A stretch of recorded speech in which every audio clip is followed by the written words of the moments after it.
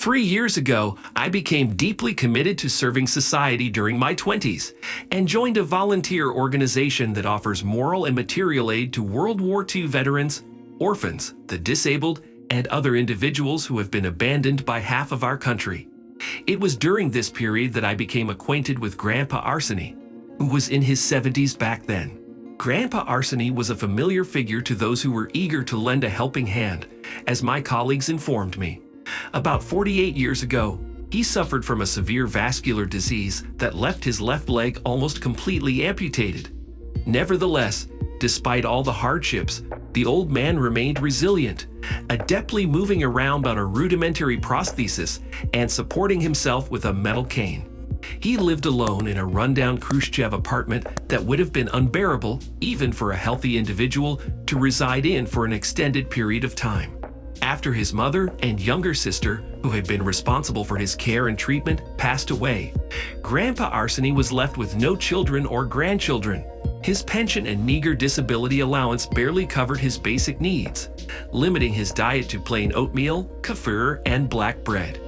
When I received the request to visit the elderly man, I gladly complied, bringing with me 2 large bags filled with cereals, dairy products, meat, and tea items. I also remembered to bring the envelope containing the promised financial assistance. Grandpa Arseny welcomed me warmly in the hallway and motioned for me to leave my bags. As I quickly grabbed a stick of cough drops, a raisin bread loaf, and a pack of native spices, he led me to the kitchen. The table was covered with a lace doily that had seen better days, but I sat down nonetheless. Arseny Genadevich placed 2 mugs filled with inexpensive black tea bags and 2 saucers with sliced lemon and oatmeal cookies before me.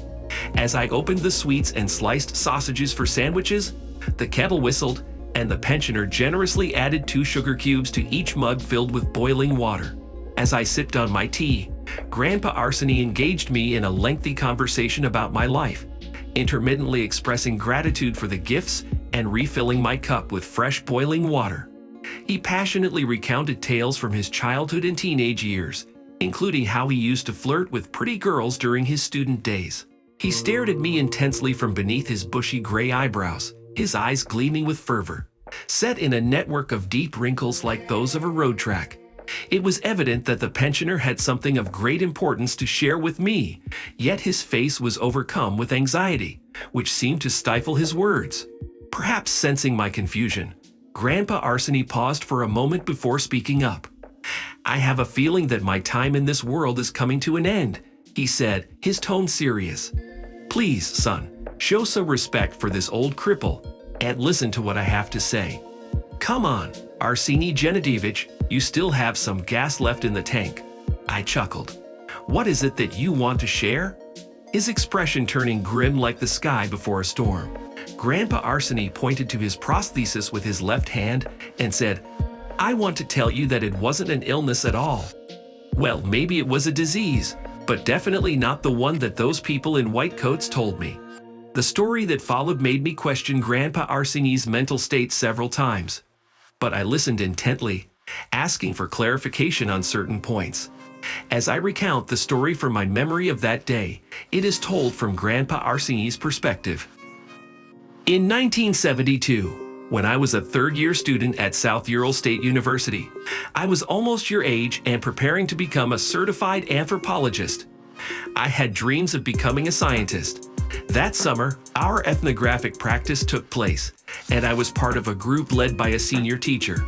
We were sent to a remote Bashkir village lost in the middle of the mountains and impassable taiga of the southern Urals. Our mission was straightforward: to document the ancestral history of the people, collect local folklore, and study traditional attire. We were a full team led by a senior lecturer, and my third-year self was determined to become a certified anthropologist.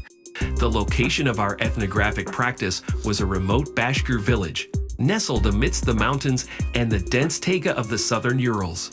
Upon arrival, we were assigned to stay with the elderly residents of the village, who occupied the 10 or so remaining huts. Despite the village's dilapidated state, it was still alive with elderly Bashkir women tending to their vegetable gardens while men grazed their cattle in the fields on horseback. They sat proudly, donning uncolored skull caps, cracking sunflower seeds, and preparing hay for their livestock. During our stay in the village, the elderly residents shared with us their knowledge about various aspects of their community. But I was particularly interested in learning about their history, beliefs, and mythology. As a young and enthusiastic Soviet citizen, I was also quite eager to challenge any local religion or superstition that I considered to be outdated or unscientific. I was especially curious about the subject of local beliefs and mythology, and therefore tried to elicit more information about these topics from the elders. It was fascinating to learn that prior to the advent of Islam, the ancestors of the Bashkirs had practiced various forms of paganism and shamanism, followed by Tengrianism, a medieval religion of the Turkic-speaking peoples that focused on a single heavenly godfather and a smaller pantheon of subordinate deities. Since that time, much has changed, but the vestiges of shamanism and paganism were still evident in the lives of these people, although it was strictly forbidden to discuss them. The Soviet government did not approve of any religion, and in the 1930s, one could be imprisoned for visiting a mosque, let alone speaking about wild pagan beliefs. Despite this, on the way to the village and not far from it, at the base of the stony hills covered with old pines, one could find scattered small pyramid-shaped structures made of flat stones called karaskes. Like dolmens and menhirs, these structures were remnants of ancient pagan legends and the cult of mountains and water. According to belief, the ancient karaskes were constructed by earth and water spirits to demarcate their territory. Sometimes, locals would place similar structures in certain locations, stating that their ancestors had done the same, not really understanding the purpose of the ritual. Perhaps they understood everything perfectly well, but were hesitant to reveal too much to the scientists who came to the villages on expeditions. Numerous monuments of antiquity still exist in the region, including a high stone wall near Mount Kartatash, whose purpose scientists are still unable to explain. As soon as I asked about shamanic practices, the villagers became uneasy and avoided my gaze. However, one elderly woman, who spoke broken Russian, shared some interesting information with me. It turned out that the Bashkirs had a diverse array of shamanic traditions, much like the traditional societies found in Siberia and Transbaikalia. They had local wizards and sorceresses known as Shikar-Sursi and Mayaskye, seers called Urauzi, witches known as Bagimsi, as well as various healers, mages, and even exorcists known as Shaitan Kuriazais. They believed in various spirits known as shaitans, each with their own distinct personality. Some of these spirits were believed to help people by healing their ailments, leading a lost hunter out of the woods, or saving a drowning person. However, others were believed to be malevolent and aimed to cause harm. The story that intrigued me the most was about the Kara Kitapchi, which I heard from an old woman. This word, used by both the Bashkir and Tatar people, translates to blacksmith in Russian. According to the old woman, the Kara Kitapchi is a sorcerer who typically is a man, though sometimes a woman. They possess the Kara Kitab, a black book of incantations written at the very bottom of the underworld, and are related to the shaitans. The old woman's tale of the Kara Kitapchi intrigued me the most. The term, which is used by both the Bashkir and Tatar peoples, translates to blacksmith in Russian. According to the old woman, the Kara Kitapchi was a sorcerer, usually male and occasionally female, who possessed the Kara Kitab, a black book of spells written in the depths of the underworld. The sorcerer had kinship with the shaitans and was believed to have the ability to see the past and the future. The shaitans under his command would fulfill his every desire, whether it was to turn metal into gold or to bring him the most beautiful women. In most Bashkir legends, however, the Kara Kitapchi was portrayed as a malevolent figure who drained people's life force at night and brought diseases. Nonetheless, some tales depicted a different side of these sorcerers, where they were able to help people, although it was rare. To my surprise, I discovered that there was still a hut belonging to a local Kara Kitapchi about 2 kilometers from the village, beyond a narrow river that could easily be crossed on foot, right on the border with the forest. According to my grandmother, this man lived there about 30 years ago and had a reputation for having a bad and wild temper, that even the birds and animals avoided his hut. Disobedience could be punished with life, and people claimed to have seen dark figures crawling out of the nearby river around his hut at night. They also heard women's loud laughter coming from his place in the middle of the night and saw him riding his raven-haired horse across the fields, dressed in dark rags and with hair as thick as a lich.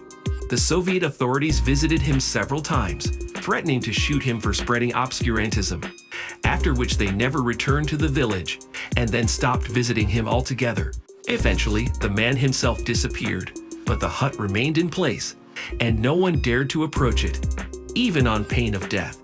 Rumor has it that on the night the sorcerer disappeared, a huge wolf jumped out of his hut and disappeared into the shadows of the forest a split second later.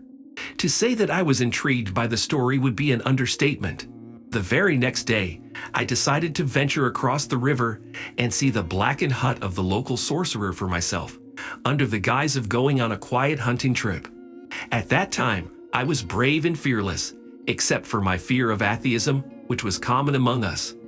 As it turned out, perhaps I was not as brave as I thought. The old hut stood like a dark spot in the midst of lush field vegetation and tall grass. Despite the risk, I was determined to explore the inside and hopefully discover some ancient artifact to include in my thesis. To my surprise, the hut was unlocked, and I made my way inside. It was dimly lit, with the decaying interior almost empty, except for a few scattered feathers on the ground. Dusty rags hung all around, but I found nothing of interest at the time. I sat on a trestle bed, smoking cigarettes and dropping the butts on the floor. After getting bored sitting in the empty hut, I decided to leave and head back to the village. However, as I walked out onto the porch, I stumbled and fell, injuring my shoulder on the rough wooden planks. As I got up and cursed under my breath, a large black bird caught my attention. It perched on the remains of a fence and stared at me intently, letting out a piercing cry and jerking its head in my direction. Irritated by its behavior, I grabbed 2 stones from under the porch and hurled them at the bird with all my strength. One of the stones struck the bird's wing, causing it to cry out in pain as it flew away. Emboldened by my success, I picked up another stone and hurled it through one of the hut's windows, shattering the glass into pieces. At the time, I was filled with a sense of rebelliousness and a desire to mock the local superstitions. However, my laughter soon subsided and a sense of unease settled over me. A week passed since I returned home, and that's when everything began.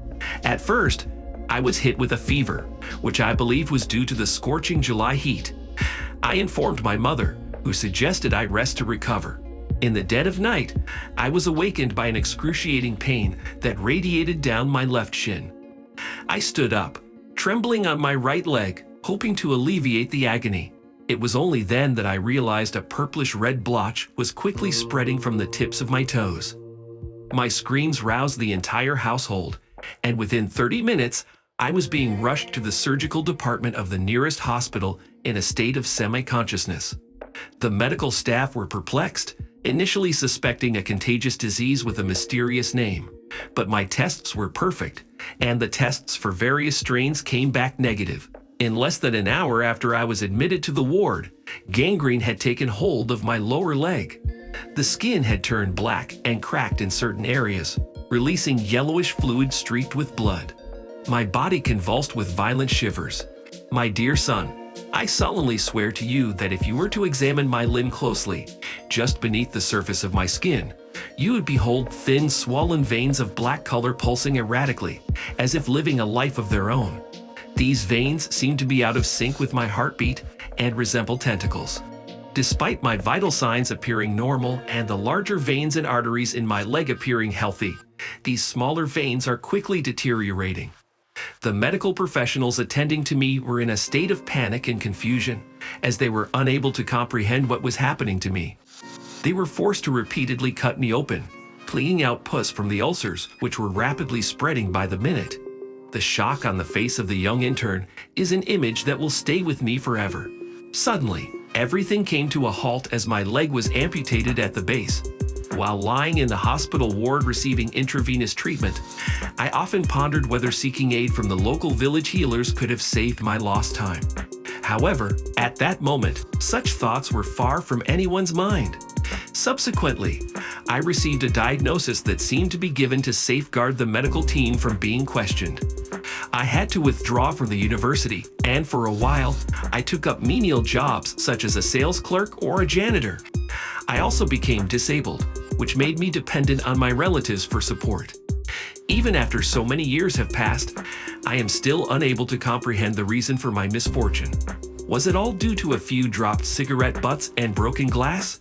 As Grandpa Arseny covered his face with his trembling hands, I fell silent, desperately devising a plan to flee from the old man's deranged apartment. I never heard from Arseny Genadevich again, nor did I have another chance to meet him. Still, I often revisit his tale in my mind, searching for a rational explanation for what unfolded that day. Could it be that the old man developed a mental illness after the incident, causing him to become delirious?